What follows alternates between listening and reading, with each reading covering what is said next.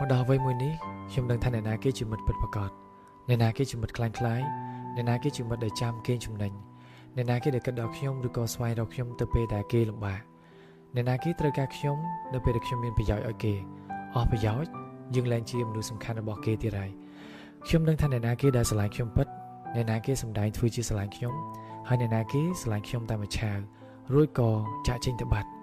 អ្នកណាគេដែលស្រឡាញ់ខ្ញុំនៅពេលដែលគេអបសុខឬក៏ខ្វះមនុស្សកំដរដល់វ័យមួយនេះយើងនឹងថាអ្នកណាល្អអ្នកណាមិនល្អ